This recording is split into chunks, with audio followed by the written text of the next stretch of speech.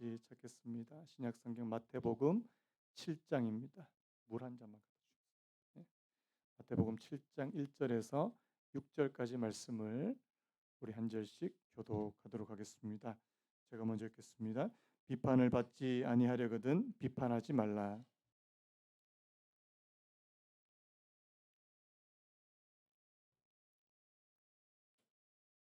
어찌하여 형제의 눈 속에 있는 티는 보고 내 눈 속에 있는 들보는 깨닫지 못하느냐.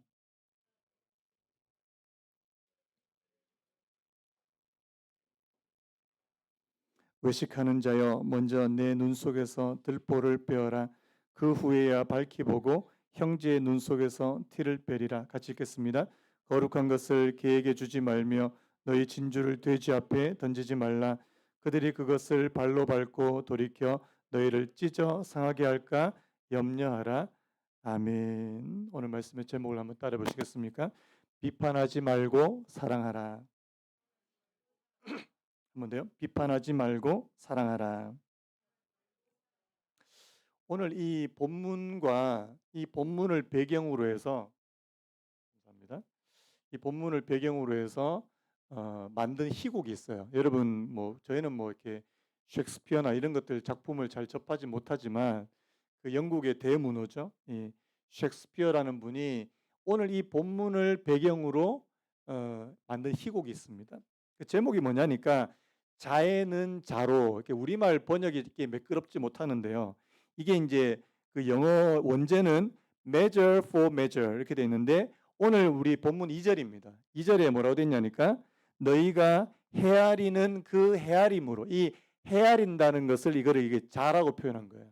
그래서 너희가 헤아리는 그 헤아림으로라는 그런 제목으로 지금 이 희곡을 한 편 썼는데요. 자, 내용을 간단하게 좀 설명을 드리겠습니다. 이 그 영국에 이제 한 이 성주가 있는 거예요. 귀족 성주인데요. 이름이 안젤로라는 사람입니다. 이 사람의 성 안에 한 사람이 이제 잡혀온 거예요. 뭘로 잡혀왔냐니까 불륜으로 아이를 낳았다는 이유로 잡혀온 겁니다. 여러분 그 당시 이제 영국이 이제 굉장히 엄격한 사회였거든요. 굉장히 엄격한 사회에서 자기 성 안에 이제 어떤 남자가 불륜으로 이제 아이를 낳았다. 이 사람이 이제 이름이 뭐냐니까 클라우디오라는 이 사람인데요. 이 불륜으로 아이를 낳았다는 이유로 사형을 선고하게 됩니다. 너는 사형이다. 굉장히 이제 좀 이렇게 엄격하지 않습니까? 그러니까 그의 여동생인 이 이사벨라라고 하는 이 여동생이 자기 오빠를 위해서 이제 탄원하는 거예요. 그 탄원하는 내용이 굉장히 좀 감동적인데 한번 들어보시겠습니까? 누구나 한때는 잃어버린 영혼이지 않았습니까? 그런데 그 모든 것을 가장 잘 아시는 그분이 치료책을 찾아내셨지요. 만약 그분이 심판대의 가장 정점에 계신 그분이 당신을 있는 모습 그대로 심판하신다면 어떻겠습니까? 그것을 생각해 보십시오. 그러면 자비가 당신의 숨결을 통해 흘러나올 것입니다. 마치 새로 지어진 사람처럼 말입니다. 뭐 이렇게 좀 길지만 쉽게 말하면 뭐예요? 우리 성주님, 주님께서 당신한테 은혜를 베풀어 자비를 베푸시는 것처럼 우리 오빠에게도 좀 자비를 베풀어 주십시오. 뭐 이런 내용이에요. 여러분, 이 안젤로라고 하는 이 성주가 이 용서해 줬겠습니까? 안 했겠습니까? 용서 안 해줬어요. 그래도 뭐 이 이사벨라의 이 탄원에도 조금도 아랑곳하지 않고 사형 선고를 그냥 막 집행하려고 합니다. 근데 여기 이제 반전이 있어요. 어떤 반전이 있냐니까 이 성주 이렇게 다른 사람의 문제에 대해서 이 불륜에 대해서 굉장히 엄격했던 이 안젤로가 뒤로는 이제 이 이사벨라 여자한테 이렇게 은밀한 제안을 하는 거예요. 왜 조선시대 왜 그런 거 있지 않습니까? 네가 나에게 수청을 들라 뭐 이런 식으로 나와 하룻밤을 보내면은 너의 오빠를 풀어주겠다 뭐 이런 내용이에요. 내용 아시게 이게 뭐 이런 내용입니다. 이게 이제 오늘 이 본문을 배경으로 이제 이런 내용을 이제 풀어가는데요. 여러분 나중에 결국에는 이 성주가 자기 자신의 잘못을 이제 이렇게 다른 사람들 앞에 이제 고백하게 되는. 여러분 자기는요 다른 사람의 잘못에 대해서는 굉장히 엄격하면서 막 사형 언도를 내리고 막 그러는데 정작 자신 어떻습니까? 똑같은 어떤 그런 어떤 불륜 어떤 정욕, 욕정에 사로잡혀 가지고 똑같은 짓을 저지르려고 하고 있다는 사실입니다. 요즘에 여러분 이거를 네 글자로 뭐라 그래요? 잘하시네요. 일부 때도 네 글자로 뭐라 그러니까 내로남불이요 뭐 이렇게 얘기하더라고요. 여러분 이게 뭐 요즘 워낙 많이 듣는 얘기니까 제가 굳이 정치권 얘기 안 하더라도 내로남불이에요. 내가 하면 로맨스가 그러고 다른 사람이 하면 불륜이라 그러고. 여러분 사람은 자신을 평가할 때 어떻게 평가합니까? 자신을 평가할 때는 굉장히 관대하게 평가하더라고요. 나는 그래도 뭐 이 정도면 괜찮은 사람 아닌가? 그런데 여러분 남을 평가할 때는 어떻게 평가해요? 때로는 굉장히 가혹하게 냉정하게 냉혹하게 그렇게 평가하는 경향이 오늘 저와 여러분들에게 있더라는 사실입니다. 자, 우리 오늘 3절 말씀 우리 같이 한번 읽어볼까요? 3절 같이 읽습니다. 시작. 어찌하여 형제의 눈 속에 있는 티는 보고 내 눈 속에 있는 들보는 깨닫지? 여러분 이 말씀 굉장히 유명하잖아요. 여러분 어찌하여 형제의 눈 속에 있는 것은 뭐라고요? 티래요. 티. 그런데 네 눈 속에는 뭐가 있다고요? 들보래요. 여러분 들보가 뭔지 아십니까? 우리가 아는 그 들보, 대들보. 그 왜 기둥과 기둥 사이에 가로지르는 큰 이 목재 있지 않습니까? 이게 들보예요. 근데 주님께서 뭐라고 말씀하시냐니까 다른 사람 남의 눈에 있는 것은 티고요. 네 눈에 있는 것은 들보야. 쉽게 말하면 뭡니까? 상대방에게 있는 허물은 작은 것이고요. 너에게 있는 허물은 큰 것이다. 이렇게 보여야 된다. 여러분 한번 여쭤볼게요. 여러분 오늘 저와 여러분들의 실상이 바로 이겁니까? 내 허물이 커 보입니까? 아니면 남의 허물이 커 보입니까? 멀리 갈 것도 없어요. 여러분 여기 부부도 좀 계신데 여러분들의 남편 혹은 아내 허물이 잘 보여요? 내 허물이 잘 보여요? 희한하게 정말 희한하게 배우자 허물이 더 잘 보입니다. 조금만 잘못하면 잘못했잖아. 그러고. 그런데 이상하게 내 허물은 잘 안 보여요. 저는 이게 사람이 하나님과 동떨어서 사람이 타락했다는 저는 결정적인 증거를 여기서 찾는데 여러분 주님께서는 분명히 내 허물이 들보래요. 들보. 그리고 상대방의 허물이 티끌이래요. 그런데 이것이 역전되고 이것이 반대로 보이는 거 이게 바로 사람이 타락했다는 증거가 아닐까 하는 그런 생각이 듭니다. 여러분 우리가 왜 다른 사람을 쉽게 평가하고 쉽게 비판할까요? 다른 사람 허물이 잘 보이니까. 그렇지 않습니까? 그 성경에 좋은 샘플, 좋은 예가 하나 등장해요. 여러분 그 다윗 아시죠? 다윗.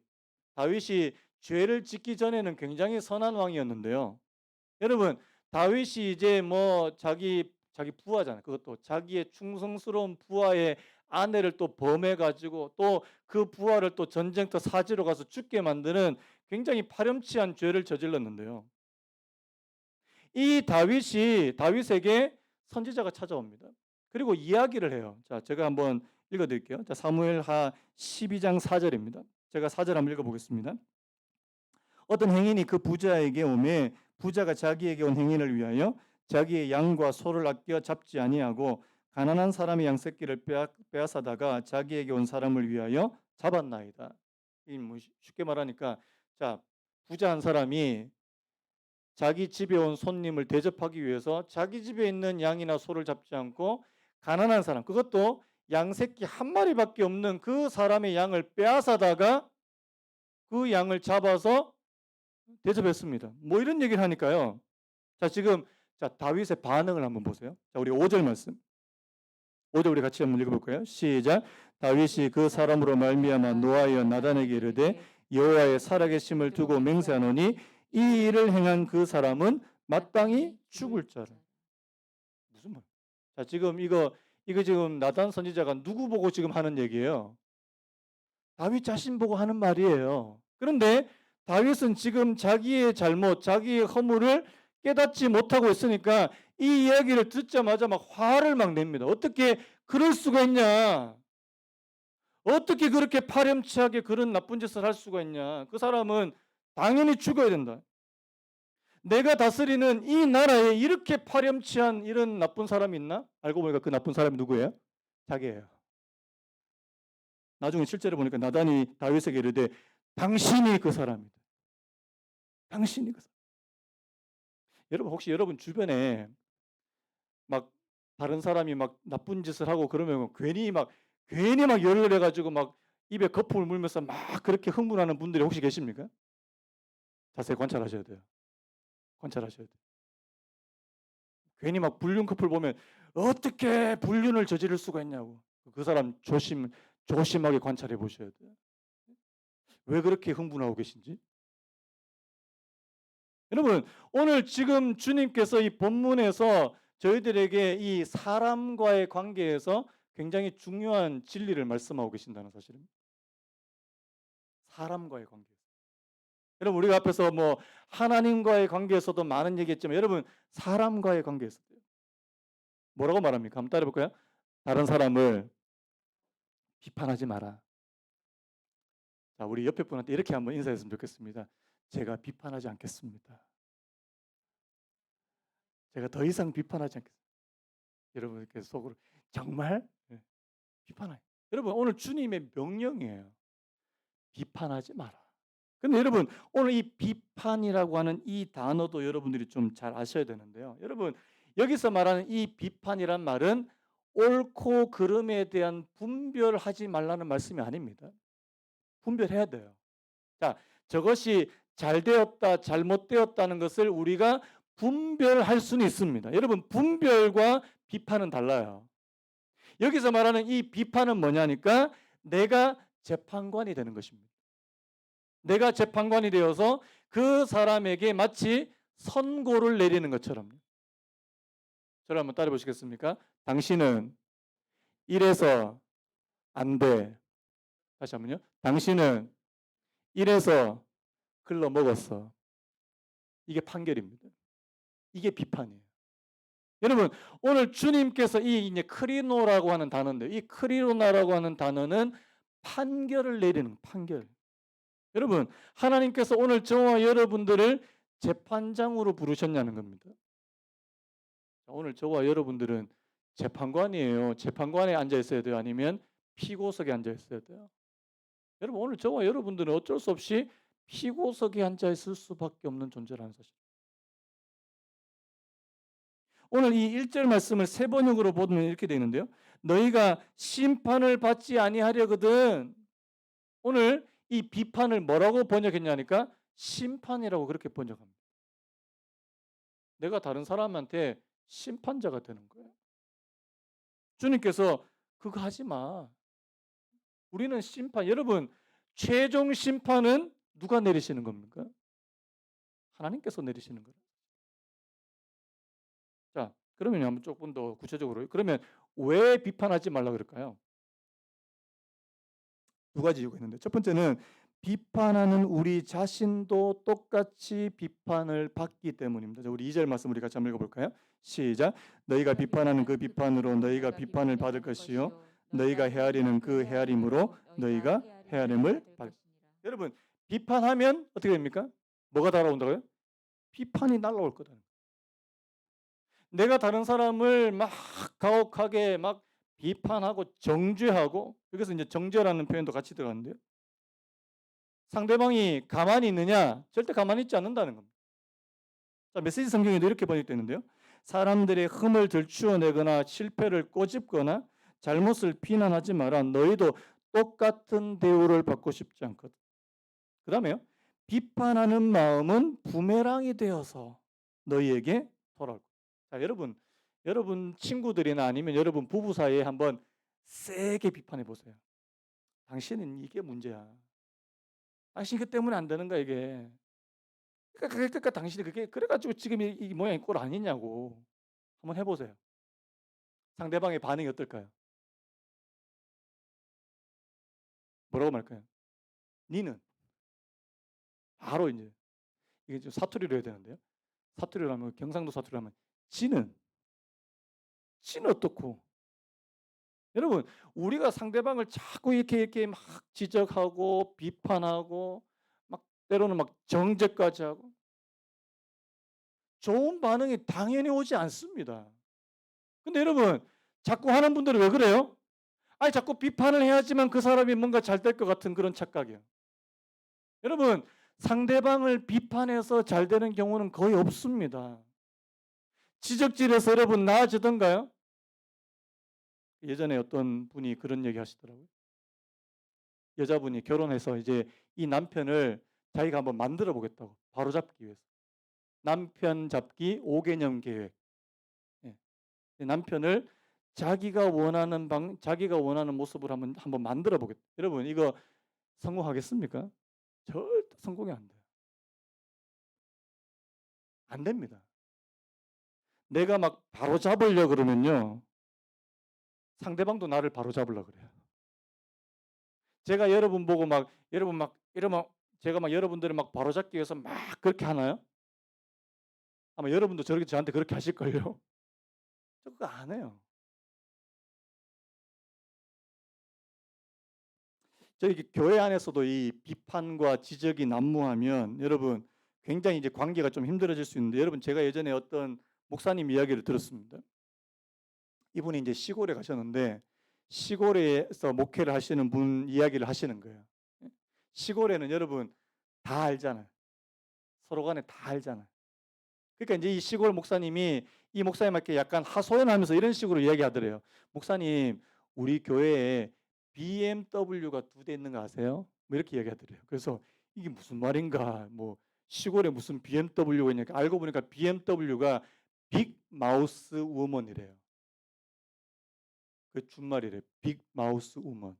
알고 보니까 그 교회에 죄송합니다. 권사님 2분이 계신데 이 권사님 2분이 이제 모든 성도의 그 일거수일투족을 다 지적하는 거예요. 옷차림부터 시작해서. 예전에 제가 그 어렸을 때 제가 섬기던 교회에서 아주 너무 막 호랑이 권사님이 계셨는데요. 여자 성도님, 여자 집사님들 막 청바지 입고 막 난리가 나는 거예요. 요즘에는 이게 이런 일이 잘 안 보여. 이게 시골 교회니까 그런 것 같아요. 온갖 지적을 다 해요. 아니 옷을 왜 그렇게 입고 오냐고부터 시작해서 머리는 또 왜 이러냐고 이게 그러니까 성도들이 막 스트레스를 받는 거예요. 아, 교회 안 나오고 싶다고. 여러분 지적하지 맙시다. 다시 한번 옆에 분한테 이렇게 한번 인사했으면 좋겠습니다. 제가 지적하지 않겠습니다. 제가 지적하지 않겠습니다. 아, 우리 교회는 아직까지 모르겠어요. 아직까지 안 계신 것 같아요. 영원히 그러셨으면 좋겠습니다. 이게 서로 간에 또 너무 친해져도 약간 좀 이게 곤란한 부분이 있어요. 네. 자꾸 지적하는 거예요. 제가 그 이야기를 듣고 아 이게 자기가 지적하면 뭔가 좀 더 나아지는 거라고 생각하는가? 자기가 지적하는 것을 무슨 은사라고 생각하는가? 비판하는 것을 무슨 자신의 어떤 사명이라 생각하는가? 여러분 그 사명 아니에요. 그 사명 아니에요. 심지어는요 막 부부 관계까지 막 뭐 집을 뭐 어떻게 해라 이런 것까지 막 간섭을 하는데 이게 뭐 이렇게 살 수가 없어 이렇게 막 너무 힘들어 가지고 설교를 듣고 있는 여러분들에게도 한 가지 제가 좀 말씀을 드리고 싶습니다.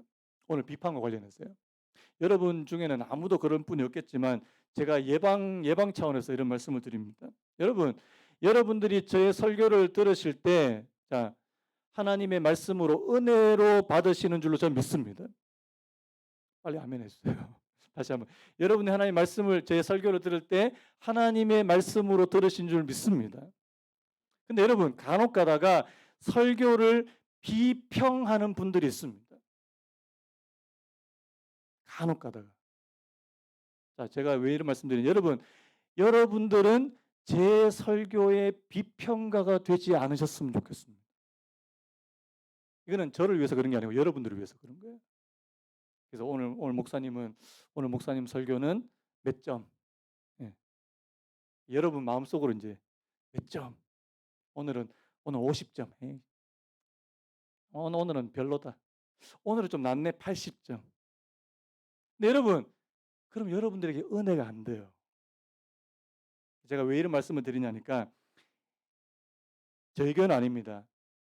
목사님 설교만 갖고 계속 막 비판하는 그런 글들을 목사님한테 계속 막 보내는 거예요. 목사님 오늘은 이런 부분이 잘못됐고요. 이런 거는 좀 아닌 것 같고요. 여러분 그 목사님이 설교를 못해요. 설교 못합니다. 감사하게도 저한테 여러분들 이때까지 저한테 막 이상한 막 이렇게 오늘 목사님 설교가 뭐 이랬고 이런 분이 안 계셔서 제가 이때까지 설교한 것 같아요. 사실은 못합니다. 그리고 여러분들에게 절대 은혜가 되지 않습니다. 저는요, 여러분 저와 여러분들이 하나님의 말씀으로 은혜를 나누는 시간이 되기를 간절히 바랍니다. 제가 설교를 그리 잘하는 편은 아니에요. 저는 저 자신 압니다. 여러분, 우리나라에 설교 잘하는 목사님 한 트럭 될걸요? 한 트럭만 되겠습니까? 여러분들이 저한테 뭐 무슨 예를 들어서 뭐 저기 뭐 분당 우리교회나 뭐 저기 지구촌 교회나 이런 분들의 설교를 원하시면 여기 계시면 안 돼요. 저는 최선을 다하려고 합니다. 저는 제가 가지고 있는 지식과 은혜와 이 말씀에 대한 것을 여러분들과 그냥 나누는 거예요. 여러분, 하나님께서 저를 통해서 여러분들에게 은혜를 베풀어 주시기를 간절히 바랍니다. 그리고 여기서 여러분들은 비평자로 이 자리에 앉으시면 안 된다는 겁니다. 비평자로요. 제가 뭔 얘기하다가 이렇게 됐나 하니까 지금 자 비판하지 말아야 되는 첫 번째 이유가 비판하면 비판이 다 돌아온다는 겁니다. 비판하면 비판이 돌아온다. 그 다음에 두 번째 이유가 있는데요. 자신의 잘못을 깨닫지 못하고 남을 비판하는 것을 주님께서 뭐라고 말씀하시냐니까 위선이라고 말씀하십니다. 위선. 자, 우리 3절 4절 우리 같이 다시 한번 읽어볼까요? 3절 4절 시작. 어찌하여 형제의 눈 속에 있는 티는 보고 내 눈 속에 있는 들포는 깨닫지 못하느냐. 보라 내 눈 속에 들포가 있는데 어찌하여 형제에게 말하기를 나로 내 눈 속에 있는 티를 빼게 하라 하겠느냐. 여러분 남들에게 있는 작은 과오에는 막 쓸데없이 막 신경을 쓰고 간섭을 하는데 정작요 자기 안에 있는 더 심각한 문제는 처리하지 않더라는 겁니다. 이게 뭐예요? 이게 위선이래요.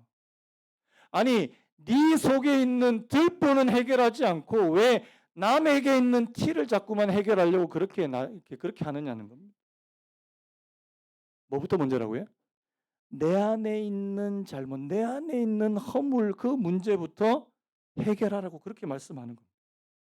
여러분, 다른 사람을 비판하기에 바쁜 사람이 자기 자신을 성찰할 시간이 있겠습니까?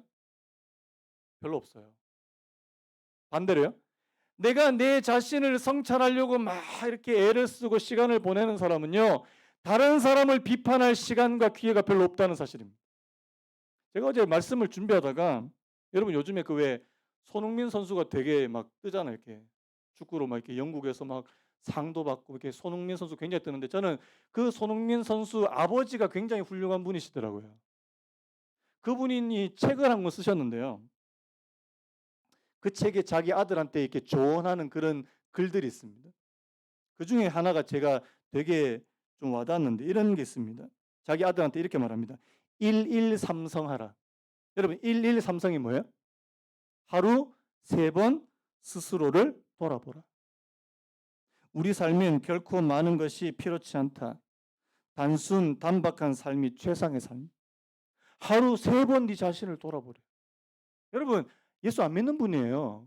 그런데 자기 아들한테 너 하루 최소한 3번은 너 자신 돌아봐. 또 이런 글들이 있더라고요. 본질에 집중해라. 성공 안에서 길을 잃고 헤매지 마라. 내가 잘할 수 있다는 자신감과 내가 잘났다고 우쭐하는 차원이 다르다. 그래서 어떤 분이 그 손흥민 선수 아버지한테 인터뷰를 한 거예요. 막 손흥민 선수 막 월드 클래스 선수고 막 근데 그러니까 갑자기 자기 아버지가 우리 아들 월드 클래스 선수 아니라고. 자꾸 월드 클래스라고 얘기하지 말라고. 뭐 이렇게 얘기하시는 거예요. 왜요?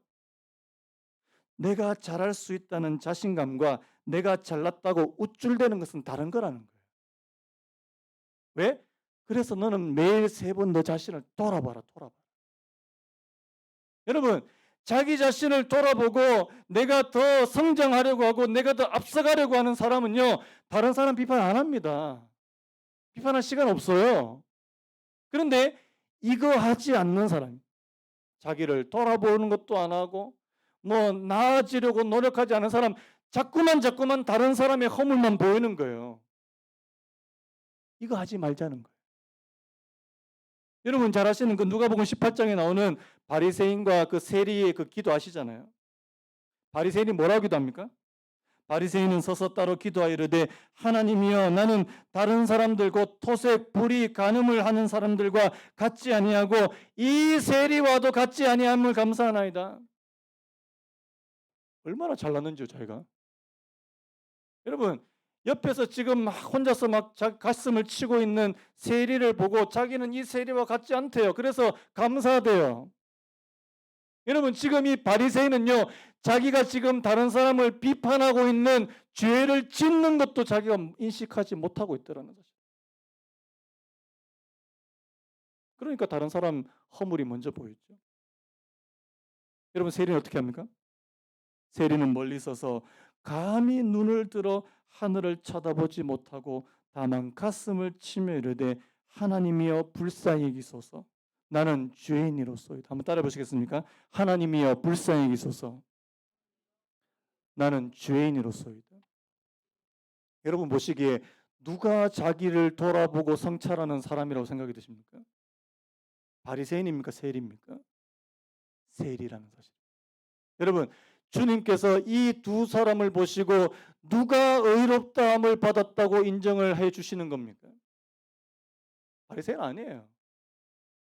뭐 겉으로 뭐 아무리 뭐 이렇게 경건한 척해도 하나님 보시기에 자기 자신을 돌아보고 자신의 허물이 크다는 사실을 알고 여러분 세리는요 다른 사람 비판할 그런 시간도 없어요. 그런 여유도 없어요. 왜요? 내 허물이 너무 크니까. 내 허물이 너무 크니까. 여러분 그래서요. 오늘 저와 여러분들은 남 비판하는데 시간과 에너지를 쓰기보다 우리 자신을 돌아보는데 일일삼성 하나님 내가 내 자신을 돌아보는데 내 시간과 내 에너지를 사용할 수 있는 은혜를 허락해 주시기 원합니다. 여러분 그렇게 하시기 바랍니다. 자 그렇다면요. 앞에서 제가 주님께서 비판하지 마라. 비판하면 또 비판을 받을 거고 또 비판하면 또 너의 잘못을 돌아보지 않고 비판하는 것은 위선이라고 했는데 그러면 우리 어떻게 해야 되냐는 거예요. 어떻게 해야 되냐. 비판하지 말라고 했으니까 남의 일에 아무 간섭도 안 하고 무관심하고 그렇게 살라는 말인가? 아니라는 겁니다. 자, 우리 5절 말씀 우리 같이 한번 읽어볼까요? 5절 시작. 외식하는 자여 먼저 내 눈 속에서 들보를 빼어라. 그 후에야 밝히 보고 형제의 눈 속에서 티를 빼리라. 여러분 여기서 중요한 게 뭐냐니까 내 눈 속에서 들보를 빼어라. 그 후에야 밝히 보고 형제의 눈 속에서 티를 빼리라. 자, 여러분 이 말은 자 형제의 문제에 대해서 무관심하라는 말입니까? 형제를 도와주라는 말입니까? 형제를 도와주라는 말이에요. 주님께서는요 단순히 비판하지 말라고만 말씀하시지 않고 오늘 본문에서 유독히 제가 제 눈에 뜨이는 단어가 있어요. 여러분 3절도 그렇고 4절도 그렇고 5절도 그렇습니다. 여러분 어떤 단어가 나오냐니까 형제라는 단어가 나옵니다. 형제. 여러분 형제라는 말은 뭐예요? 우리가 주님 안에서 우리가 예수님 안에서 형제요 자매된 사람이라는 겁니다. 우리가 다른 사람을 형제로 대하기를 원하시더라는 사실. 여러분 우리 한 교회에 있어도 아직까지 형제요 자매요 이게 잘 안 느껴져요. 잘 안 느껴져요. 우리 안에 예수님이 계셔야 되고요. 또 성도 간에 이런 거룩한 주님과 함께하는 그런 교제가 있어야 되고요. 잘 안 느껴져. 근데 형제래요, 형제. 이것은 바로 형제 사랑을 말씀하고 있는 것입니다.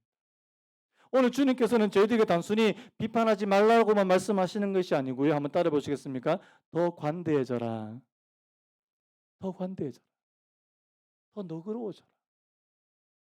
다른 사람의 약점이 보이거든 그 약점을 막 파서 막 뒤집어 엎고 막 다른 사람들에게 다 까발리고 그런 거 하지 말고 여러분 성경에서는요. 사랑은 허다한 허물을 덮는 것이래요. 여러분 덮어주시기 바랍니다. 뭐 이렇게 뭐 경찰에 신고하고 막 이렇게 신고해야 될 만큼 중범죄를 덮어주라는 말씀 절대 아니에요. 상대방의 약점이요. 상대방의 연약함이요. 그런 거 덮어주라는 겁니다.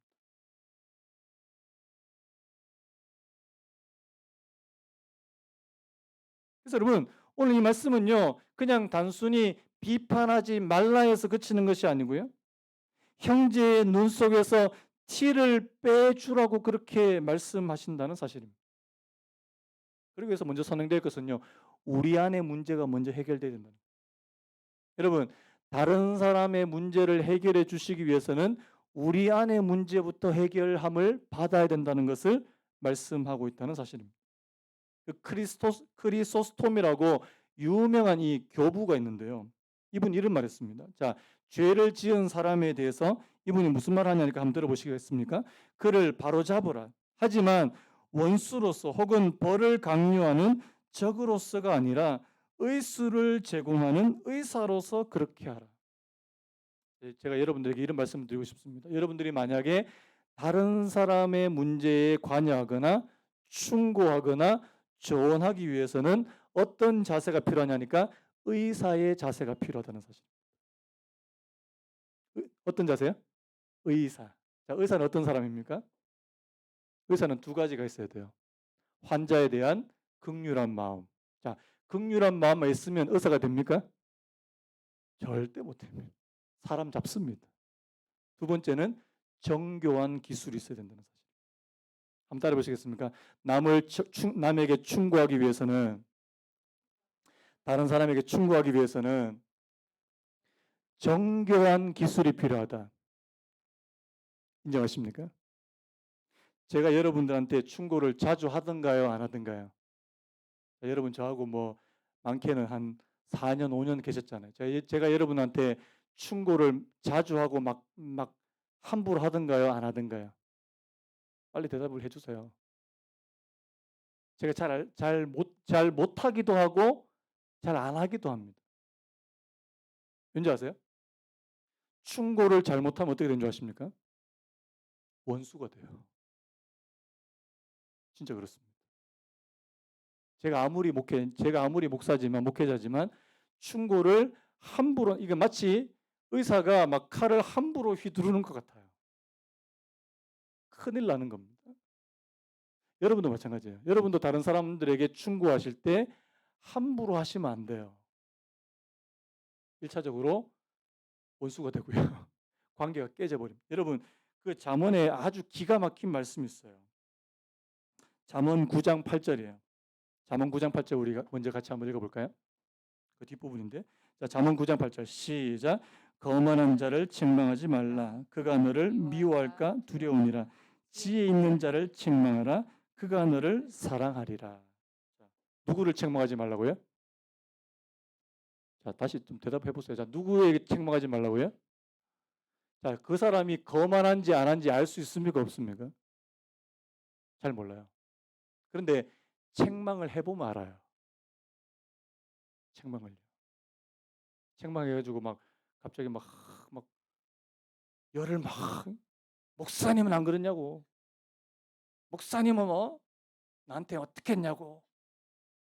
그런 분들한테 절대 충고하시면 안 돼요. 책망도 하시면 안 돼요. 여러분 그래서 우리가 누구에게 우리가 어떻게 다가가는지 마치 의사가 마치 환자를 대하는 것처럼. 여러분 오늘 이 6절 말씀도 바로 그런 말씀이거든요. 거룩한 것을 누구에게 주지 말라고요? 개. 주님께서 이 개라고 표현하는 이 개는요.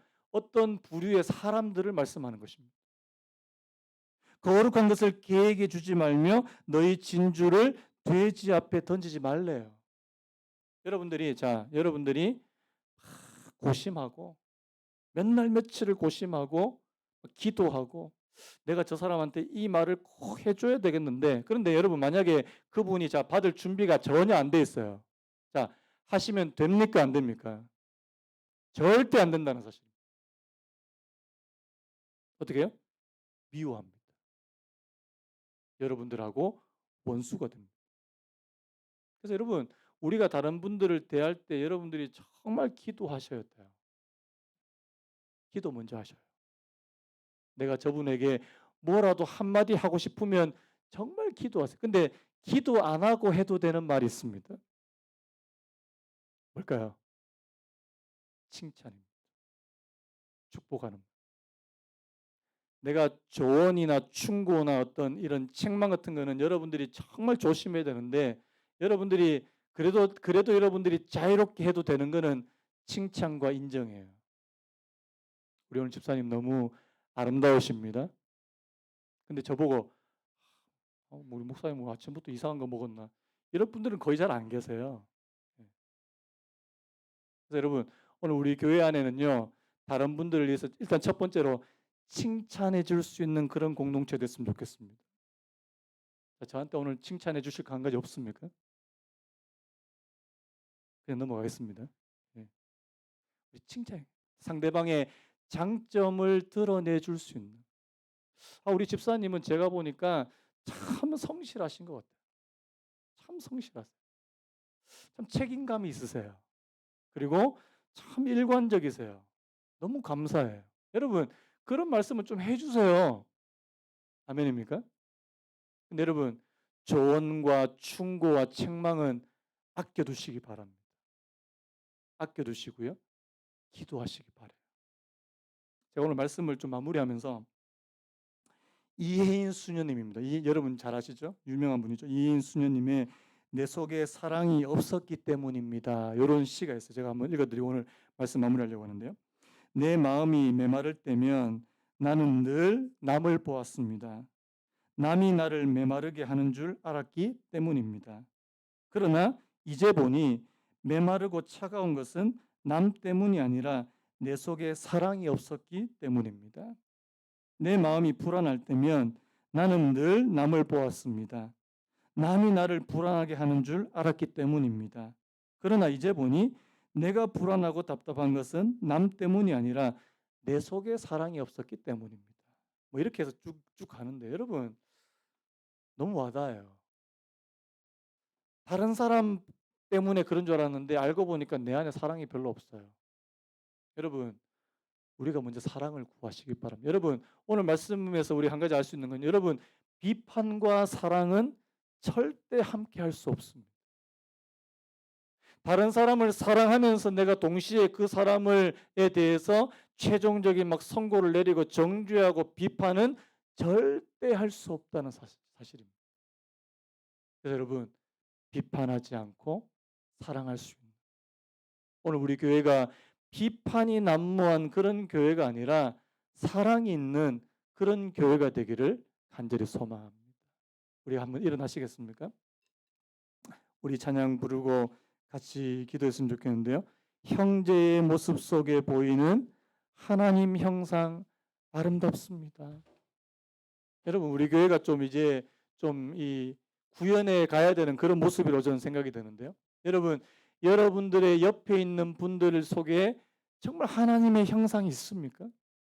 예수님을 닮아가는 그런 모습이 정말 아름답게 보이시냐고요. 여러분, 그거 칭찬해 주세요. 그거 칭찬해 주세요. 자, 우리 자신도 보고 우리 옆에 분하고 이렇게 한번 찬양했으면 좋겠습니다. 형제의 모습 속에, 형제의 모습 속에 우리 손 한번 펼칠까요? 하나님 형상 아름다워라.